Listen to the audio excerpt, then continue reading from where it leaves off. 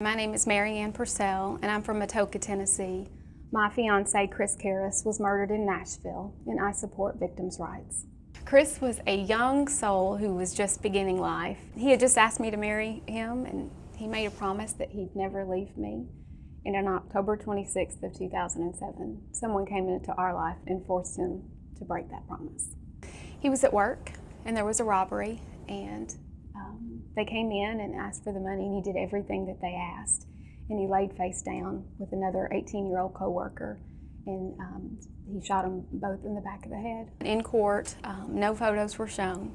Only a video of him being murdered was shown. What I would have loved was for them to see the bright soul that he was, as opposed to the fearful man that he had to be the night that he was murdered. We all have rights, and defendants have rights as well, and they're allowed to get dressed up and present themselves in a certain way so that the jury doesn't judge them based on how they look. And I think that the victims' rights shouldn't end when they die. I think it's important that people remember that they were a human being, and I think it's important for them to see them alive. They aren't those gruesome pictures. That's not who they are. We're allowed to show that in court.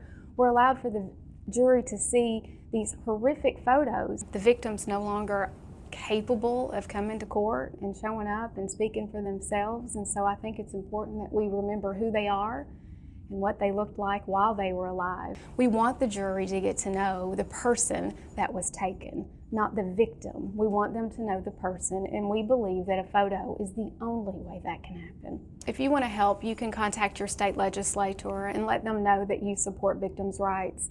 I hate that I waited until something happened to me before I chose to do something about it. Please remember Chris by supporting victims' rights in Tennessee.